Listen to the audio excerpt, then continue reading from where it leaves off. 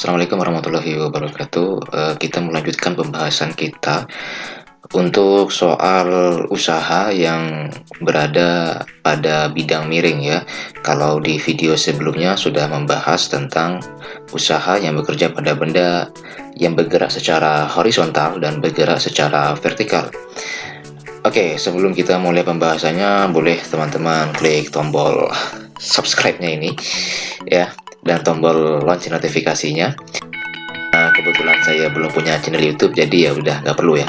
Cukup udah memberikan saran atau kritik yang membangun ya. Kira-kira apa yang kurang dari video penjelasan ini, atau mau penjelasan dalam bentuk seperti apa, seperti itu ya, agar lebih mudah dipahami kalau seandainya memang media video ini dirasa kurang membantu ya. Oke, jadi ini ada sebuah benda berada di atas bidang miring yang memiliki kemiringan theta ya. Jadi untuk pembahasan ini saya hanya akan membahas penyelesaian secara umum saja, belum masuk kepada contoh soal, sehingga saya tidak akan menggunakan nilai atau angka ya pada pembahasan kali ini. Ya, sama caranya ya. Jadi yang harus kalian lakukan adalah menggambarkan gaya-gaya yang bekerja pada benda ini ya. Kalau lupa, buka lagi catatan tentang hukum Newton, yaitu ada benda yang bekerja pada bidang miring ini sudah pernah saya bahaskan ya, gaya-gaya yang bekerja padanya. Yang pertama pasti ada gaya berat ya. Saya kembali lagi, saya menggunakan kode warna. Perhatikan warna ya yang saya pakai. Kemudian selain gaya berat, di situ ada gaya normal ya. Maka gaya berat ini karena dia memiliki sudut ya, atau bahasanya dia menyimpang ya. Jadi gaya berat ini saya uraikan ke sumbu X yang warna merah ini, maka menjadi gaya berat dikalikan dengan sinus tetanya. Ingat, tetanya ini adalah kemiringan bidang. Kemudian saya uraikan lagi ke sumbu Y ya, warna biru, menjadi gaya beratnya itu saya kalikan dengan kosinus theta ya. Nah, ini keterangan dari gaya-gayanya ya, kalau memang bingung ya atau lupa ya. Yang kuning itu adalah normal, yang hitam itu adalah gaya berat, sedangkan yang biru dan merah ini adalah penguraian dari gaya berat W ini ya. Ini udah pasti seperti ini nih, standar dari benda yang bekerja pada bidang miring ya. Benda yang berada di bidang miring standar seperti ini gaya-gaya yang bekerja padanya ya. Kalau misalnya benda ini tidak ada gaya luar yang mempengaruhinya, entah gaya tarik atau gaya dorong, maka secara alami benda ini pasti akan meluncur ke bawah ya. Akibat apa? Akibat gaya berat yang warna merah ini ya, gaya berat yang dikalikan dengan sinus tetanya. Maka ini adalah arah perpindahannya ya. Kemudian kita mau mencari usaha. Ingat, rumus usaha adalah besarnya gaya dikalikan dengan perpindahan. Gaya yang bagaimana? Tentu gaya yang segaris dengan arah perpindahannya. Dari 4 gaya yang nampak ini, mana yang segaris dengan arah perpindahan? Ya, tentu gaya yang W sin theta ini yang berwarna merah nih ya. Saya buatkan apa sih yang dimaksud dengan segaris. Jadi gayanya ini yang merah ini dengan arah perpindahannya, kalau saya buatkan satu garis lurus lalu mereka ketemu pada satu garis lurus, maka disebut sebagai gaya segaris dengan arah perpindahan. Maka pasti gaya W sin theta yang warna merah inilah yang menyebabkan terjadinya usaha. Seperti itu ya. Nah, kita lihat pergerakannya ini ya, posisi awal ke posisi akhir, maka ini adalah perpindahannya delta S. Jadi untuk mencari usahanya, kita misalkan bidang miringnya ini licin dulu ya, licin. Jadi rumus usaha adalah gaya dikali perpindahan ya. Gaya yang menyebabkan perpindahan adalah gaya yang warna merah ini, yaitu W gaya berat dikalikan sin theta. Nah, perhatikan ya, gaya yang berwarna merah. Saya sudah menggunakan kode warna tuh nih, W sin theta. Maka hanya gaya ini saja yang saya masukkan ke dalam rumus untuk mencari usahanya. Hanya gaya yang segaris dengan perpindahan, arah perpindahan. Oke ya, seperti itu dikalikan dengan perpindahan delta S-nya. Kemudian kalau diturunkan lagi ya, misalnya data yang diketahui adalah massa bukan berat ya. Jadi mencari berat adalah W sama dengan massa dikali gravitasi. Ini saya turunkan lagi di sini. Oke, kalau seandainya gayanya kasar, bidangnya kasar, maka akan muncul gaya gesek. Kalau bendanya berpindah ke bawah, maka gaya geseknya pasti akan ke atas. Yang warna ungu ini adalah gaya gesek. Nah, kalau kita amati gaya gesek yang warna ungu ini kan juga segaris dengan perpindahannya. Nih, coba lihat nih. Kalau saya buat gaya gesek itu dia juga ketemu pada satu garis yang sama dengan perpindahannya ini, dengan arah perpindahannya ini. Ya, maka disebut juga gaya gesek adalah gaya yang segaris dengan arah perpindahan. Maka pasti dia juga mengakibatkan usaha. Hanya saja apa? Hanya saja karena dia arahnya berlawanan dengan perpindahan, maka nanti usahanya akan menjadi minus ya, pengurangan ya. Nah ini ya, jika lantai kasar, maka penyelesaiannya langsung saja ya. W sama dengan sigma F dikalikan delta S. Ini menjadi sigma, kenapa? Karena gaya yang segaris dengan arah perpindahan itu tidak lagi satu, tapi ada dua, yaitu gaya yang warna merah W sin theta dan gaya gesek warna ungu yang berlawanan arah, sehingga antara W sin theta dengan gaya gesek saling mengurangkan. Setelah itu baru dikalikan dengan perpindahan. W itu diturunkan lagi menjadi massa dikali gravitasi, kemudian gaya gesek itu adalah koefisien gesek dikalikan dengan normalnya. Ingat, normalnya untuk bidang miring dia tidak bisa sembarangan seperti bidang datar ya. Normalnya ini dia berpasangan dengan W cos theta. Nah ini, maka nanti mencari nilai normalnya adalah gaya beratnya dikalikan kosinus theta, baru dikalikan koefisien gesek, baru dia dapat gaya geseknya. Seperti itu ya.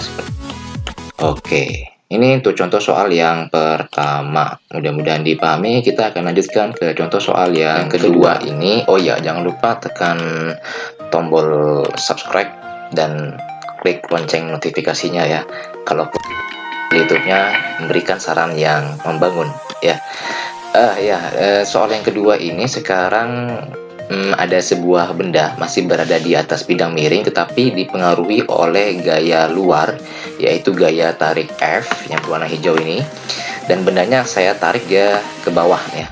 Benda kasusnya ditarik ke bawah dengan gaya F. Sama ya, kita gambarkan lagi gaya-gaya yang bekerja pada benda. Selain ada gaya F itu pasti ada gaya berat, kemudian di sana ada gaya normal, kemudian gaya beratnya kita uraikan ke sumbu X menjadi gaya berat dikalikan sinus theta, kemudian diuraikan ke sumbu Y menjadi gaya berat dikalikan dengan kosinus theta ya. Ini kita anggap bidangnya licin dulu ya, berarti gaya geseknya belum ada.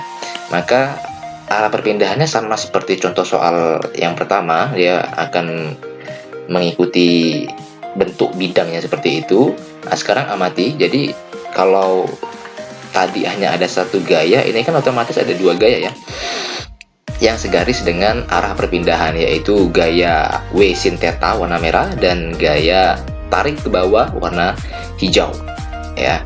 Ini berada pada satu garis yang sama ya, dan kebetulan arahnya sama, semua arahnya sama, yang merah dan hijau dia searah dengan arah perpindahannya. Maka nah ini perpindahannya, posisi awal ke posisi akhir. Untuk menentukan besar usaha yang terjadi pada benda jika bidangnya licin, W-nya ini sama dengan F dikali delta F. Ini seharusnya sigma F ya, karena gayanya udah lebih dari satu. Jadi kita turunkan persamaannya, lihat ya, gayanya di situ ada dua ya, sigma F dikali delta S perpindahan. Gaya apa saja? Yang pertama ada gaya tarik warna hijau positif ya, karena searah dengan perpindahan, ditambah dengan gaya berat sin theta karena juga searah dengan perpindahan, baru terakhir dikalikan dengan delta S perpindahannya. Ini kalau mau diturunkan lagi, F-nya kan tidak ada rumus ya, karena gaya tarik ini kan biasanya gaya tunggal seperti itu ya. Sedangkan W ini ada rumusan turunannya, yaitu massa dikali gravitasi sin theta dikalikan perpindahan. Kemudian kalau bidangnya kasar, maka disitu akan muncul gaya gesek warna ungu. Ini juga sama seperti yang sebelumnya, ini gaya yang segaris juga dengan arah perpindahan tapi arahnya berlawanan ya. Maka mencari usahanya adalah sigma F dikali delta S ya. Sekarang menjadi ada tiga gaya yang kita masukkan. Nah, ini bisa diamati sekali lagi di gambar ini. Yang segaris dengan arah perpindahan ada tiga gaya.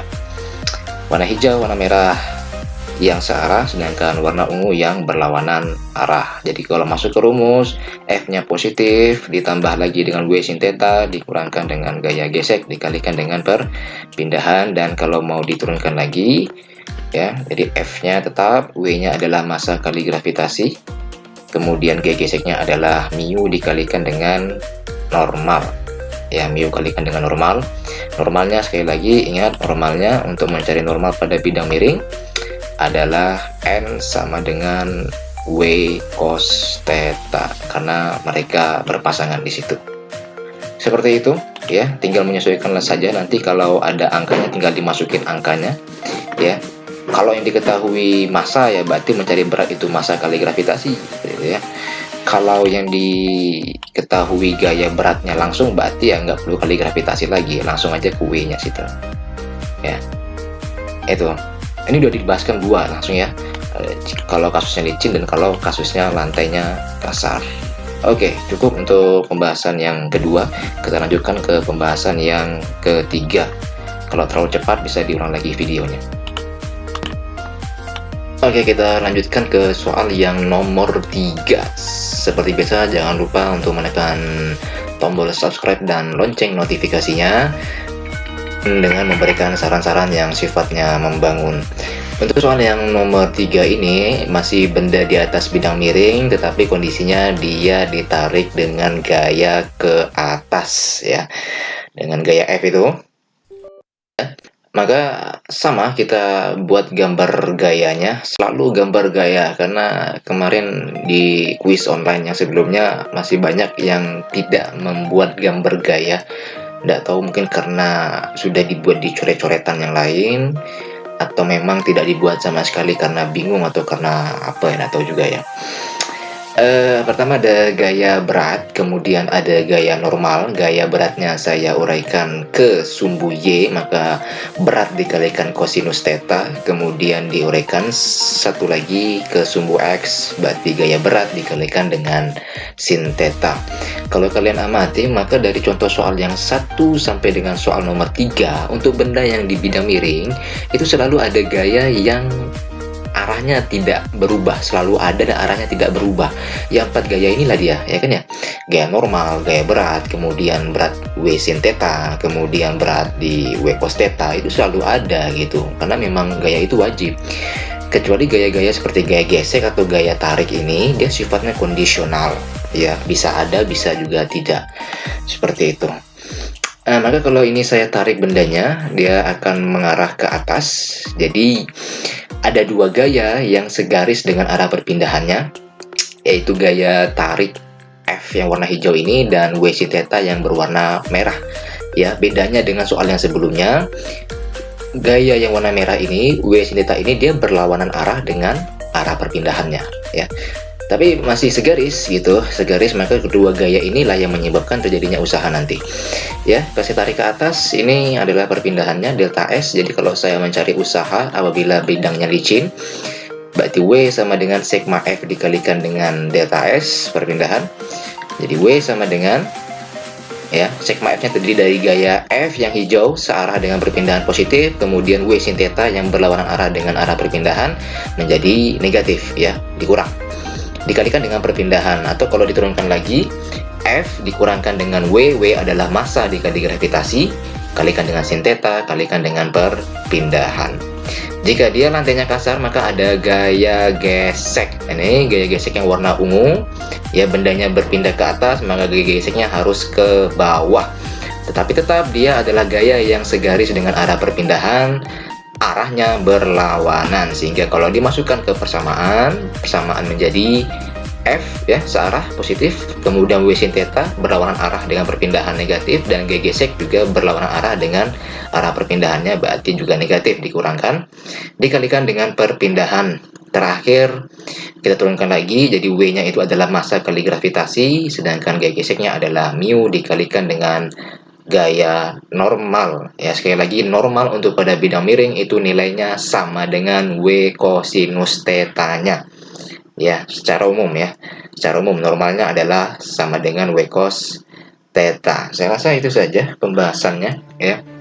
Nanti kita bahaskan kalau sempat ada waktu dengan menggunakan angka ya, atau data ya. Jadi bisa lebih dipahami lagi. Kalaupun tidak, ya dari contoh soal nomor 1 sampai dengan contoh soal nomor 3 ini kalian apa ya, buat catatan lagi, kalian tulis ulang lagi di buku catatan kalian. Karena biasanya dengan menulis itu akan menjadi lebih ingat dan lebih paham ya dibandingkan hanya sekedar menonton saja. Tapi harapannya ini juga bisa membantu ya, video ini menjadi salah satu media. Oke, terima kasih. Selamat menjalankan aktivitas. Assalamualaikum warahmatullahi wabarakatuh.